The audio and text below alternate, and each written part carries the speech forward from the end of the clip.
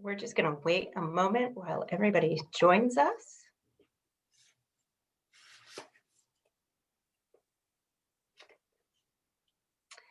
Hello, I'm Jennifer Keller, Programming Coordinator at the Westport Library. If you enjoy books about strong women, reading stories that take place in Britain, or prefer suspense novels with no buildings exploding, then the Narrowboat Summer is for you. Today, Anne Youngson is joining us from England to speak with Tessa Smith McGovern about her new novel. If you have any questions for Anne about her book or writing process, please type them at any time in the Q&A tab. And remember, you can still buy a copy of the Narrowboat Summer through the link on the event webpage. So, who are these two women? Anne Youngson is a retired engineer from the car industry who lives in Oxfordshire. Her debut novel, Meet Me at the Museum, was shortlisted for the Costa First Novel Award. Tessa Smith McGovern has taught writing, is an award-winning writer of a short story collection, is currently writing a contemporary fantasy novel inspired by British mythology, and pursuing her MFA in writing. Tessa is also the host, writer, and producer of Book Girl TV, an award-winning digital channel that promotes books and reading. And without further ado, let's jump right into the Narrowboat Summer. Anne, it's absolutely delightful to have you here today. And I can only say thank you for such a glorious book. I absolutely loved it. I really did. So I wonder, for people who haven't read it yet, I wonder if you could tell us a little bit about the story. Right. Okay. Well, it's the story of three women. In fact, in the UK, they've published it under the title "Three Women and a Boat." So I'm used to saying in the UK, and that's exactly what it's about. It's about three women who meet on a canal towpath and fall into conversation, sort of enabled by a badly behaved dog. And one of the women is nearing the end of her life and has health problems and needs to move from the canal boat, a canal boat on which she's lived, into a house in order to address her health problems. And the other two women are actually at a turning point in their lives. One of them has just lost her job and the other one has just left her marriage. And so they decide to take time out and travel with the boat from somewhere near London to Chester in the British Midlands, which takes them a couple of months to do. And as they travel, they talk about the decisions they've made in the past and what decisions they might make in the future, and the kind of things that matter to them in their lives. And they develop a friendship. They didn't know each other before it started, but they develop a friendship which helps them to make decisions about what they might do next. They talk through everything that is affecting them and affecting their lives. And of course, as they go, I mean, it's a strange world, the world of the British canals. They're used now, of course, for leisure purposes, but they're a sort of an alternative lifestyle for any number of people, different alternative lifestyles. There is no normal for the canals. People live on them and play on them for all sorts of different personal reasons. There's a whole separate society going on in the canals, and of course they participate in that as they go. They meet other people and they learn about the history of the canals. And yes, I think that's about it, actually. Yes, that's a great summary. That's a great summary. I thought it was a real achievement to have these, it's three women, but actually the two women, Eve and Sally, are the ones that we follow through most of the book. And without giving any spoilers away, they're opposite personalities, but both engaged in a sort of a reinvention, in fact. Could you talk a little bit about what you wanted it to achieve with those characters, what you wanted to show, the experience you wanted to give the reader? Yes, I mean, I'm very interested in turning points and in how we make a decision at a turning point as to what we do next in our lives, because it does tend to be random. When you look back, you couldn't necessarily say even something as substantial as who you married. You know, you can't point to a particular reason or time or where you thought, okay, this is this is the decision I'm going to make. So I'm interested in what it is that drives people to change their lives, and that was actually, in a way, was the theme of my first book as well. It was two people who had actually got to a point where they looked around and thought, well, this isn't necessarily altogether the life I want to be leading, and what it is that drives you to change. And and so I suppose they and by making them opposites, of course, they were facing very different. They were in very different situations. They've got very different past experiences, and they were quite different characters. And in juxtaposing them one with another, I think it helped each of them to understand themselves better and to reach those conclusions. So that was the sort of the driving point for having those two particular women on the boat. And the boat was actually about having a journey, because I do think I like novels about journeys. I mean, it was sort of, it's my version of Huckleberry Finn in a way. It's because as you travel, you're detached from reality. You're detached from all of the normal problems about sorting the rubbish and putting the bins out. Yeah. And so you can concentrate on you're in a sort of bubble where you have stimulus because you're traveling, but you're outside of your normal life. Yes, I found this really an unusually delightful reading experience for precisely what you just said. When they were going along the canals, I was going along the canals. You had described the sounds and the sights so well. And when I would put the book down and go out, take the dog outside, I was still on the canal and really just wanted to get back to it, and had this really strong feeling of wishing that I could go and do what they had done. I thought that was really wonderful how you did that. And the character, perhaps you could tell us a little bit about the character of Eve, because she was fascinating. She's not, you have a background as an engineer, and so her insights and the way she sees the world, I thought that was fascinating, and it was brand new to me. Perhaps you could talk about her in particular a little bit. Yes, I mean, obviously I mean, she isn't me, but obviously her. I do share a lot of the experiences that I gave her, because I worked in the motor industry, which is a male-dominated environment, and so she's working in an engineering environment in which she's a woman, and she has to try and work out her relationship with this society, which is not it's not soft. And so in that respect, she's based on the experience I've had, and actually other women that I've known in a similar environment. She's based on that.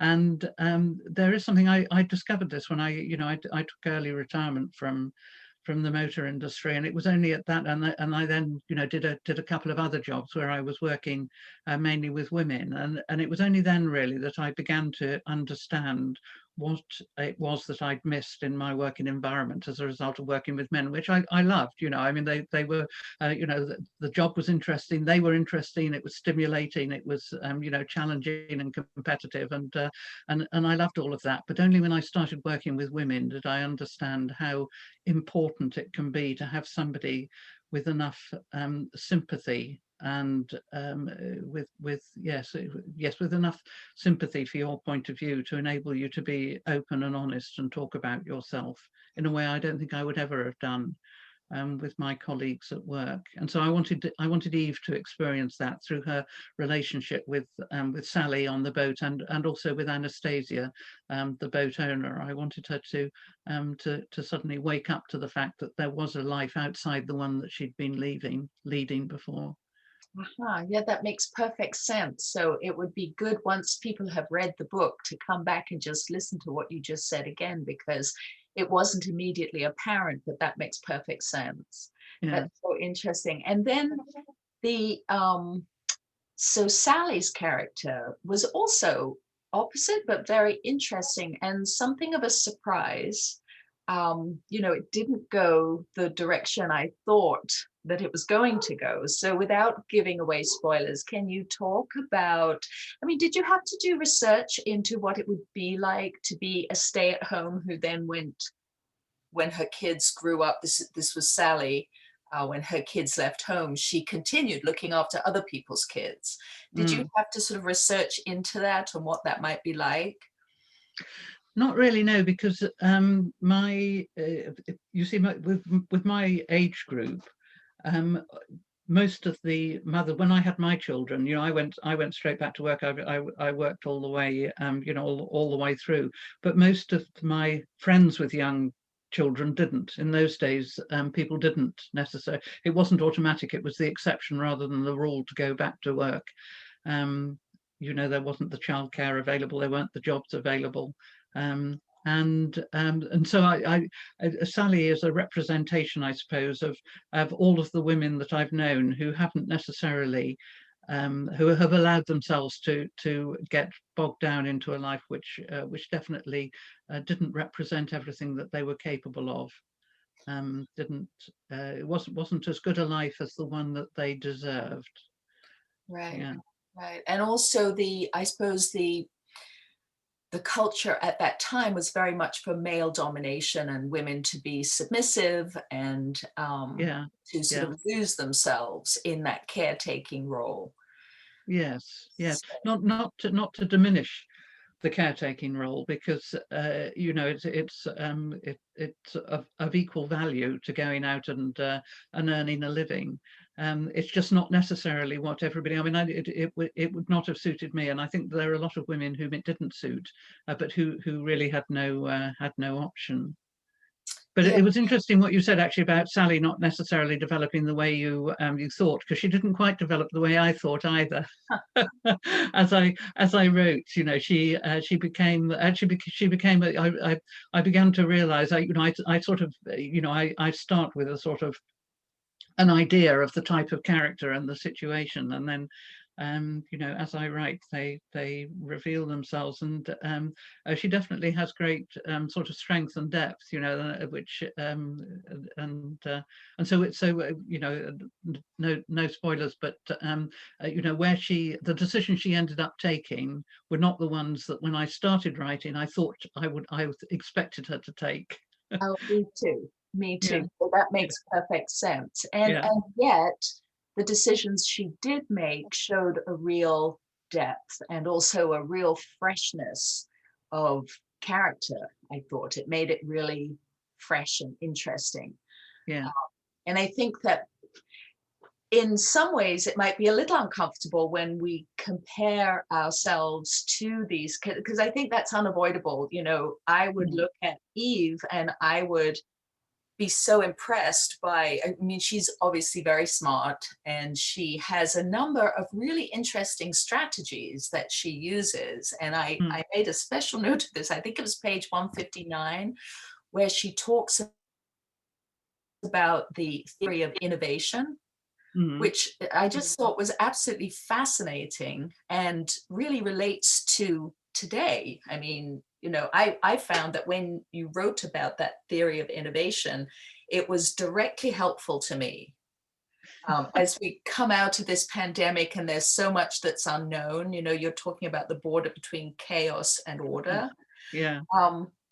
Did you put that in for any particular reason, or is it just serendipity that it happens to be so useful, such a useful strategy? I mean, it was a theory that I came across when I was working. It was I worked with somebody who, with some consultants who were coming up with innovation theories and so on. And this was one of the theories, and I really liked it. I thought that it was something that it did make perfect sense, because you so often see. I mean, even companies in trouble, you can see them reinventing the same strategy and calling it by a different name, but carrying on doing the same thing because they haven't looked beyond what it is that they know and understand. And it just came to mind, when I thought, how would Eve approach the position she's in, that how would she articulate it? And it just seemed to be a particularly neat way of expressing what she thought. Yes, and it really lends itself to, I mean, coming out of the pandemic, but any time of change where you're scared of what's coming up. Yeah. And it's sort of just the way you had written about it made it seem okay to just sit with that chaos. Yes. So that was, Sometimes, I was just going to say, sometimes it is. Yes. yeah, I mean, it was very useful, and it was there were a number of useful things I found I was not expecting, because I was expecting an escape, because that's so much what the book is about. Do you have thoughts about whether you want your fiction to be useful as well as entertaining, or do you just go for entertaining, and if it's useful too, that's a bonus? I don't think of it in either terms, actually. I just think in terms of well, exploring characters and situations. That's what I enjoy doing for for my own enjoyment, actually. And I also find it's a way of thinking through some of the things that I think, and applying them to somebody else's life and seeing how it works. So the truth is, I write because that's how uh, I don't know, that's how I make sense of my own life, is by writing. And I don't think about being useful. I mean, I think I would feel really condescending if I was saying to people, you better read this because it's useful. What do I know that's useful? I don't think about being useful. I would always hope to be entertaining. And I suppose what I hope is that people will see, which is the kind of thing that you've been saying, which is lovely, is that people will that bits of it, of the books, that somewhere in the book there'll be something where somebody thinks, oh yes, I can see that applies in my life, or I can see how that might apply in my life, and that's a useful thought that I'm going to hang on to. That's perfect. That's what I'm hoping to do. Just give people useful thoughts. Yeah. Yes, that's so interesting. And do you have stories of the canal that didn't make it into this book? Well, I mean, there are so many stories of the canal. I mean, there is actually an awful, there's a lot of commerce on the canals. People have sort of, bookshops on boats, and a real, a real sort of help yourself type of, commerce going on, and all the various characters. I sort of hinted at them, but you couldn't hope to encompass actually all of the different types of people who live on the canals.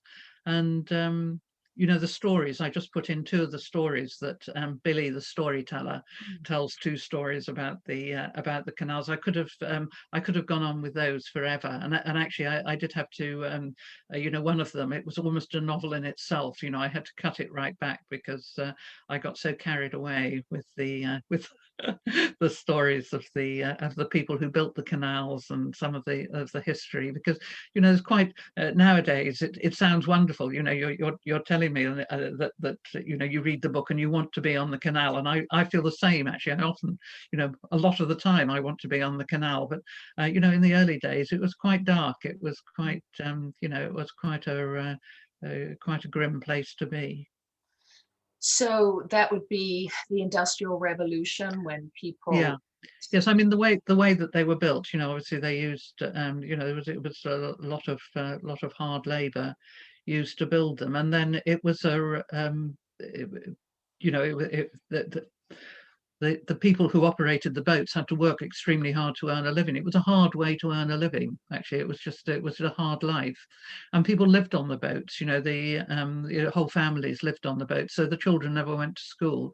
You know, it was a sort of a truism that the children of the boating community would always be illiterate because they'd never have the chance to go to school. So it was, you know, and you compare that with now, you know, when people with their beautifully painted boats and their special wet weather gear, you know, sort of floating along the canals, enjoying themselves. It's a world away. This is what really interests me. It's how you know, this engineering achievement of the you know, late 18th and 19th century, how it's sort of, it served a different purpose in every age.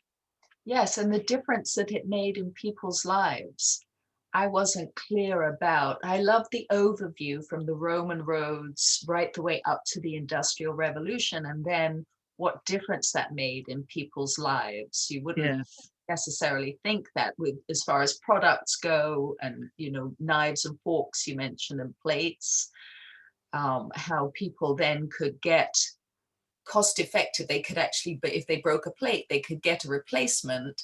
Whereas prior to the canals being built, they couldn't get that because it was, or they would have had to go to the local craftsman and spend a lot of money. Yeah.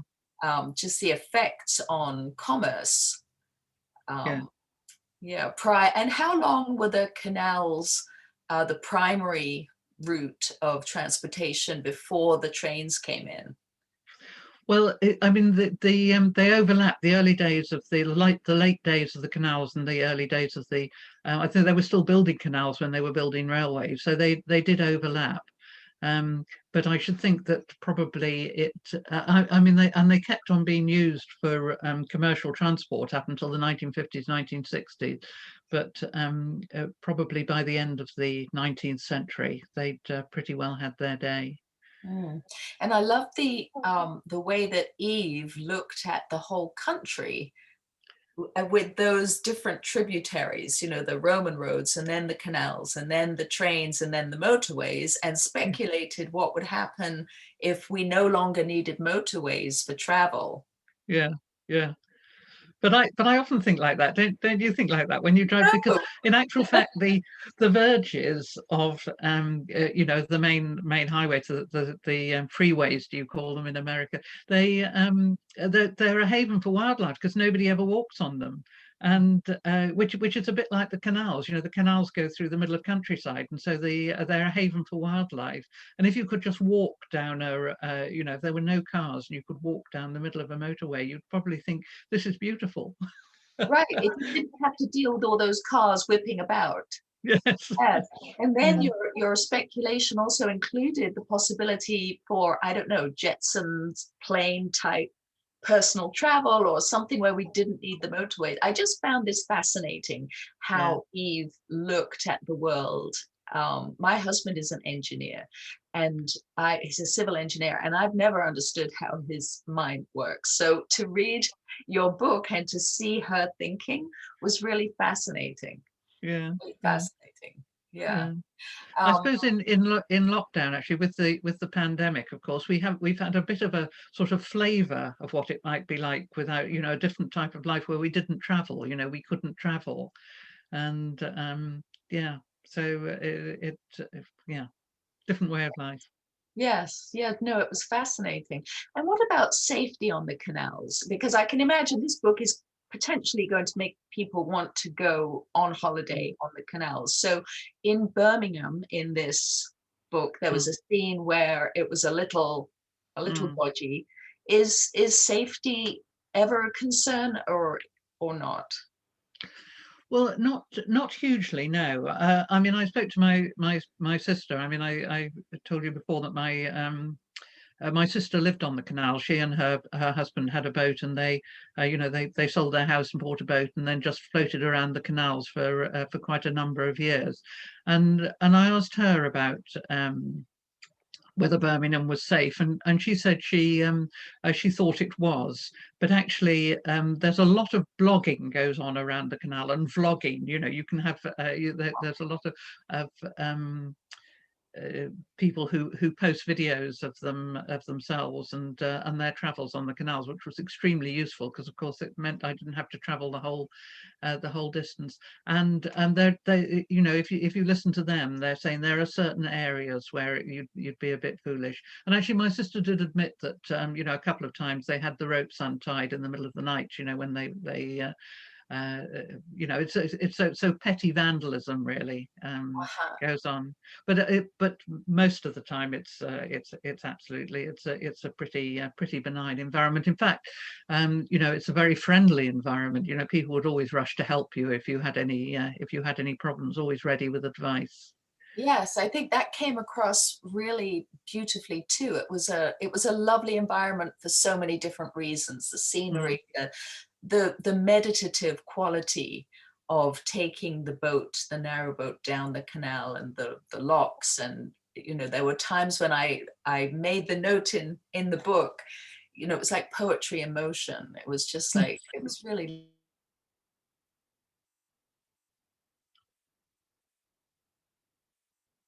So you mentioned that in the, I wanted to ask you, were there many changes when the book came over here to the States? I know your editor changed the title, and Caroline came up with the title herself. Yeah. Were there many other changes? What was the editing that had to be done? There was none really. It was only the title, and actually I do love the Narrowboat Summer. I you know, it's a very warming title, isn't it? I do love the title. No, there were none. I was quite I felt slightly uneasy about whether or not the whole environment would be too alien to work with American readers. And but what struck me with my first book as well, which it sort of hinges around an archaeological find in Denmark. And both with that book and with this book, I found that the American readers are so curious. You know, they're so ready to go out and find more when they come across something that they don't know anything about. They don't think, well, I won't read this because I don't understand it. They'll think, oh, I'll find out about this because it sounds interesting. And so a lot of the feedback from readers has, you know, I've seen people sort of exchanging hints about where to read more about the canals and where to go to look for a bit more. So in other words, you know, nothing has been changed. And you know, the American public appears ready to accept this this really strange world and find out more about it. It's really quite pleasing. I like that. I mean, I like it the other way around as well. When I read a book about you know, some aspect of American history or current life which is alien to me, I think, oh, this is lovely. You know, this is what I read for. You know, to put myself in some different world and experience it. Yes, and I think in the last sort of 5 years, since all the streaming services have started up, there's a lot more British TV than there used to be. You know, it used to be the occasional program on PBS and Channel 12, but now you can get Acorn, you can get BritBox, there's all kind. There's still, I mean, it's still just a trickle of British TV, and I wish it would open up even more. But it's quite a big presence here now. I think that's what I thought about, because I saw the book with The Narrowboat Summer as its first title, which just, I thought, yes, I wish to go on a narrowboat for the summer. But when I found out that the title was Three Women in a Boat, it made me laugh. And I totally understand why it needed to be changed, because, you know, that's a title that many American readers wouldn't be familiar with. But what the English title does is it gives a hint of the gentle humor that's in the book, which are you, when you write, are you conscious of wanting to include that humor, or are you just entertaining yourself? No, I think if ever I try, in fact, funnily enough, in one of the first drafts of The Narrowboat Summer, I included a section where I was deliberately trying to be humorous. You know, I introduced a family operating a boat who were just completely comical. You know, I described them in a comical way, and they were comically inept. And then when I read it through, it didn't work. I think if I try to be humorous, it just doesn't work. You know, I become automatically heavy-handed. But actually, I think I'm incapable of writing anything which hasn't got elements of humor. You know, it's so I just let it come. I never try to be humorous, because if I try and be humorous, I probably fail.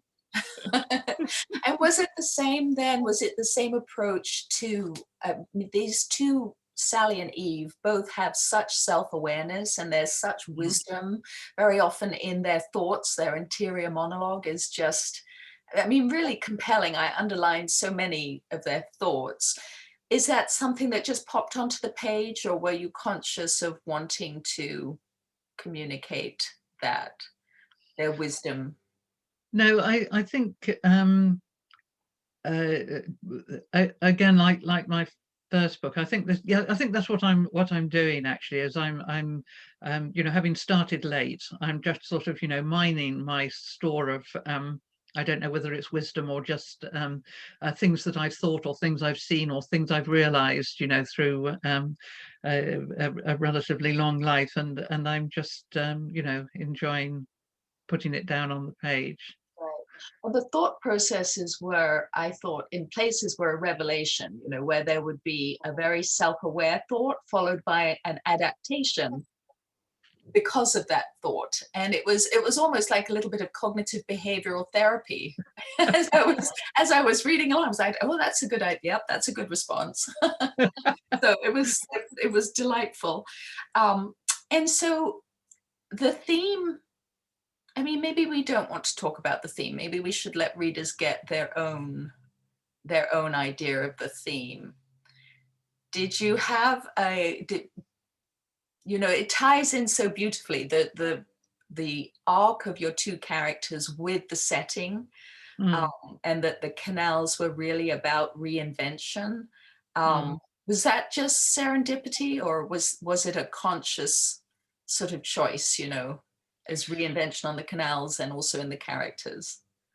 No, I mean, I think it was serendipity really, because I wanted to write. I definitely wanted, reinvention's a good word actually. I'll save that one. I wanted to write about two women reinventing themselves. You know, I had this idea of these two women reinventing themselves, and I wanted them to do it on a journey. And I actually chose the canal initially. You know, that was the thought that popped into my head, because you know, in order to have the sort of journey where you can reinvent yourself, it has to be relatively long and relatively slow, actually, because, you know, just getting on a plane and flying to China doesn't you know, doesn't give you enough scope for the types of conversations and the experiences I wanted them to have. I'm sure, you know, sort of trekking across the Hindu Kush or something would do it, but I don't know anything about that. And so you know, canals occurred to me, and you're right. As soon as and then I of course started reading. You know, I mean, I've had a lot of experience of the canals, but I started reading background histories, and you know, sort of and you're right, it was a bit of serendipity that the canals are also about reinvention. So that was serendipity. So I started with, you know, the journey over here and the two women over here, and they just meshed together in a rather neat way. Yes, that's magical, I think, really magical. So with your first novel, which you published at the age of 70, which is just, you know, a wonderful achievement, and you had given up your corporate job at 56, I think you said. So did it take you 14, obviously not 14 years to write the book itself, but 14 years of sort of getting into your career, your new career as a novelist? Well, I don't think I never planned to have a career as a novelist, really. I just planned to write. So I was it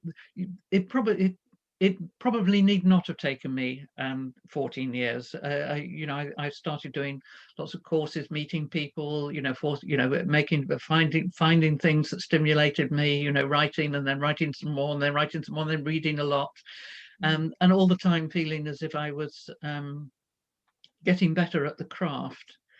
But I think I didn't either realistically or in a cowardly way. I didn't really set myself targets for becoming a published novelist. But I mean, it's an encouraging story in a way, because you know, because I by this time I knew people who were writers themselves, and good writers. You know, eventually one of them said, "Look, this book definitely for Meet Me at the Museum. This is definitely a book that you know, a publisher would want to publish. So so go for it." Mm. And so did you grow up around writers, or and it was something that you always wanted to do? It's something I've always done, yes, and always told myself stories. No, no, I didn't. I didn't really. No, I don't think anybody in my nope. No, okay. And did you have favorite, what were your favorite childhood books? Oh well, I suppose The Lion, the Witch, and the Wardrobe. I can, you know, that's something that, and all of the Rosemary Sutcliffe novels. Rosemary Sutcliffe wrote a series of novels which I don't know whether they've been largely forgotten, but about Roman legions and this kind of thing. So quite a lot of sort of fantasy and history. But that wasn't the sorts of stories I was telling myself. You know, in my head I was making up stories. They were always contemporary. Yeah. And you're obviously, from what you're saying, you're a discovery writer, so you write to entertain yourself and see what you think about things. Yeah. So in this book, you know, both sides of the brain are so evidently working beautifully. You know, you've got the left and the right side, the artistic and the literal and logical side. So how do you approach plot? Because you, I mean, this is a story that comes from character, but there are good story questions in here. It's compelling, and you want to read to the end. So how do you address that? You know, how do you think of an ending, or do you have a sort of an ending in mind? No, no, I don't have an ending in mind, but I do have a sort of story arc, if you see what I mean. I know that you know, how long I can let them consider what's going to happen next before I have to make sure that something does happen next. But no, I don't necessarily have an ending. And the one that I'm writing now actually has more of a story arc, because it is based on, you know, I have a whole story actually. For once, I have you know, again, I have a character, or a few characters and a situation. But equally, you know, it's all based around a historical time. It's based around an actual something that actually happened to these people. And so you know, I know roughly where I'm going with it. I have a story in mind, much more than I normally do. As a result of which, actually, I think it's going to end up as a much longer novel. Aha. Oh, well, that was my next question, is how long will it take? When can we expect the next book? I don't know, probably another year or so. Yeah, take me about a year to get it polished, at least. Yeah. And I had asked you before about the possibility of a sequel. Perhaps you could tell us about your thoughts about that, and your short, you mentioned a short story. Are we able to get access to that at all? Or I don't know. It was published in a magazine called My Weekly, which is a UK magazine, who publish stories. You know, they have quite a you know, quite their approach to short stories is, firstly, they're very short, and secondly, you know, they have to have you know, they have to start with a problem and then you get resolution at the end, kind of thing. You know, fairly, and which is not necessarily the sort of short stories I normally write. And I thought, well, I'll just use the same characters, and it did feel delightful, actually, to plunge into a moment that is probably a couple of years later, 18 months, 2 years later, after the end. Yeah. And just pick a moment in Sally's life, actually, where you know, something is about to happen, and I thought, this is you know, this is really enjoyable. So I wouldn't say definitely no. I consider see, exactly. I mean, I think they've all. I myself am quite interested to know what what happens there. I mean, amongst other things, I'm quite interested to know what happens next to Trompette. Absolutely. Yes, who's a young girl, you know, because there are old people and there are young people on the canals, and Trompette is very young and to some extent lost. You know, she's set off on a journey on a canal which could so easily end in disaster, and Sally sort of is keen that it shouldn't. She, you know, sees potential in this girl and is keen it shouldn't end in disaster. So I'm, you know, quite interested to know what happens to Trompette. So it's always possible. Yes, and the return of Billy. Yes, exactly. Potentially, because that's such an interesting. And I will say that the ending was so satisfying and so just deeply satisfying. Really, really delightful. And not, when I was reading the beginning of the book, it was not what I thought it was going to be. No. So that was really a pleasure. Yeah. So do you have a website or a blog where people can keep up? No.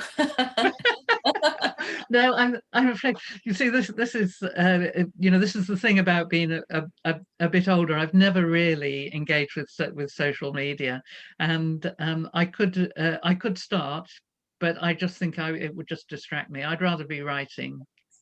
Yes, no, I completely understand that. But having spent that time with Sally and Eve and Anastasia and Trompette, and also that lovely, like there's a revelation towards the end, which is just so delightful about the characters that we've met that makes perfect sense. But you know, I had an idea, but I didn't really see it coming.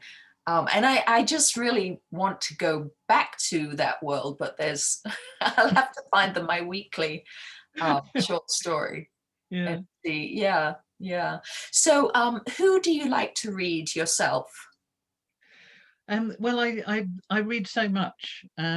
It's always hard for me to answer that. So but I can say, you know, the authors who, you know, if they publish another book, I will automatically read it. And you know, so Anne Tyler is one of those. I mean, she's she's the kind of writer I admire, because she just deals with completely ordinary people in ordinary situations, and she makes you feel for them and understand them and appreciate them and learn something from them. So you know, she does everything that I would ever hope to do. But I don't know who I admire. I mean, Penelope Fitzgerald, who's another author who started late in life and wrote. I admire authors who say a lot by saying very little. You know, who the lightness of touch. I think it's yeah. Elizabeth Strout is another one. She's very good. And then there's yeah, yes, lots and lots of them. Yes. And what about English classics? Do you are you a Pride and Prejudice girl, or are you a Wuthering Heights girl? Is it an either or thing? I don't know. Is it an either or? If it were either or, then I would go for Wuthering Heights. Me too. but but yes, I discovered audiobooks quite a few years ago now, because when I walk the dog, I listen to audiobooks, and I listened to the whole of Dickens, and I don't think I'd quite appreciated how brilliant Dickens was until I actually listened to it, because you're forced to listen to every word, and as you listen to every word, you get the richness of the language and the humor, and it was so yes. Yes, you just have to be careful crossing the road. Yeah, exactly. If I have time for one more question, I know we're at 1:15. I just wanted to ask you, you know, second novels are notorious for creating self-doubt in the writer, and you chose a fairly advanced structure with three women, but two main characters. So how did you get self-doubt, and how did you deal with that during the writing of the book? Right. Well, this is the this is the odd thing, is when I wrote Meet Me at the Museum, I always I always have I wrote a lot of short stories, and I always have self-doubt when I get into the middle of a novel, because I think I'm probably, you know, I'm probably boring myself, so I'm probably boring the reader, and I might as well stop. Now with Meet Me at the Museum, because I had so much encouragement from fellow writers, I just kept writing. And but before I started writing Meet Me at the Museum, I had started writing The Narrowboat Summer. In Ah, fact, I had the first, you know, the first few chapters that delineate the characters and the situation. They're on the boat and they're traveling. And then I stopped because I had that level of self-doubt, which said, well, I don't really know what these women are doing and where they're going and what's happening. And having written Meet Me at the Museum, I understood much better what it is that I'm exploring through my fiction and how I can turn that into a novel that is going to last the pace to the, you know, from the first to the last word. And so I went back to it with a level of enthusiasm, really, which didn't waver. So I was fine. Now, if I'd have started it from scratch, I might well have, you know, after Meet Me at the Museum, I might well have got to the middle and thought, oh, I don't know what I'm doing. But I went through that moment before. huh. Oh, that's so interesting. And I know that I saw on one of your interviews that the feedback on Narrowboat Summer, or Three Women in a Boat, has been very positive, and that you were happy about that. What is there a common theme to what people are saying? Well, I think I've definitely generated a lot of love for the canals. There is an awful lot of love for the canals in the feedback, and I was very worried that you know, I mean, canal people know everything about canals, and I was very worried that they would find me out in mistakes, which I don't think they've done. So I'm quite relieved about that. And yeah, no, it's yeah. And is it easy? I mean, is it like if I went and just rented a canal boat, could I mean, you don't sail it, but could I drive it myself? Could I do Hmm. that? Is Yeah, it something you can do with no experience? it is. It is. It honestly is. It is very simple once you've mastered the basics, because actually everything happens so slowly. I mean, we're used to, you know, if you bought a ride-on lawnmower, you know, you'd get on that and you'd know how to work it and so on, and it would go an awful lot faster probably than. Well, no, it wouldn't go faster, but you know, I mean, we know how to operate machinery, and it's just going very slowly. And there's always help. There's one or two pitfalls which I didn't. I decided not to include a narrowboat accident, but there can be accidents. But you know, no, anybody could do it. Yes. So two boats banging their bows into each other. No, no. The most dangerous part is actually the locks. As you as the boat drops in the lock, there's a risk it will get hooked up on the bit at the back, and then so the back's hooked up and the front is still going down. That's the main source of accidents. I mean, not fatal accidents, but people but people can sink their boats doing that. But Did you ever see that happen? we came close to doing that ourselves once. Oh no. Oh, But no. I thought I wouldn't put that in. There's a little bit of drama that wouldn't have added anything, so I didn't. No, that's fascinating. Well, it has been an absolute pleasure. I thoroughly enjoyed the book. And I think that we've got questions. And there is Jennifer. Do we have? Hello. Thank you both so much for this fabulous conversation. And Tessa, when we can travel again, I will go with you to try our hand at narrowboats. Um, so one of the questions that we have is, you know, Anne, you came to writing later after a career in engineering. What did you, what, everybody's always wondering about the process of writing. You know, so do you have a set period of time when you write between, for some reason, it always seems like it's between 4 a.m. and 6 a.m. for a lot of writers. Tessa, I'm sure you can attest to this. But do you have like a set way of writing that you follow for everything? No, I don't. I write longhand, which I know is a dying art, but actually it's the only way. This is because I'm exploring things. If I do it on the screen, then there's a temptation to think, well, it's fixed on the screen, and therefore I have to make it perfect. And I don't think I would ever move on. Whereas writing longhand, I can think, well, this is rubbish, but it doesn't matter. I'll just keep on writing, and then when I type it up, when I put it on the screen, then I can edit it. But for and it's just a much freer flowing way of creativity. It is part of creativity, but that means I can do it anywhere. I have been known to, so I carry my notebook around with me, and then if I I'm sort of waiting in the queue for the car wash, I can spend 10 minutes just writing. And actually, that one of the effects of lockdown has been that I've found it's almost harder to write, because I do now have sort of whole chunks of time where I've got nothing else to do, and I know I have to sit, because I have a book to deliver, so I know I have to sit down and write. And it's so I actually miss the stimulus of thinking, well, I've got 10 minutes here, and I'll scribble a bit. I do have to be a bit more disciplined these days. That's so interesting, because so many authors have said that they've loved being in lockdown, because it's just like given them a reason to just sit and just write. So Yeah.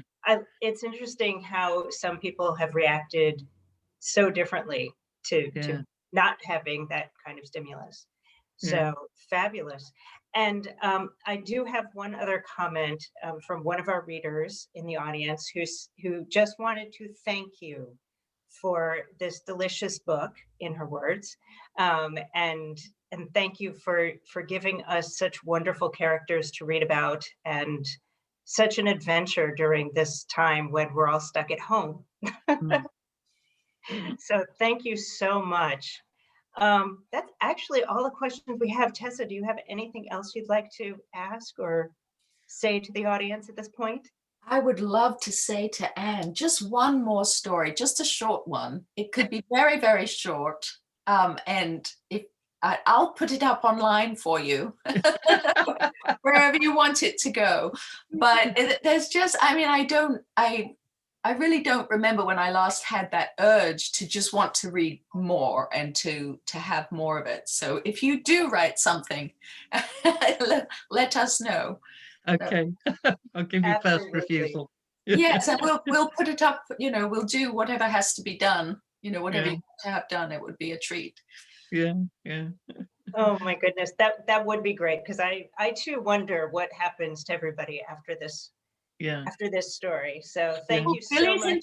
Billy's in prison, right? That's not but there's so many others, Tessa. We need exactly. everybody. Yes. I know what happened to everybody here. Oh my goodness. Thank you both so much for your time today. And for those of you watching from home, thank you as well for joining us today. And remember that you can purchase a copy of the Narrowboat Summer through the afternoon today, through the link on the event webpage, or of course, you can borrow a copy from the library. Remember to watch the westportlibrary.org for future and recorded events, and keep reading, everybody. Thank you so much. Nice to meet you, Anne. And you, Tessa. Bye. Bye.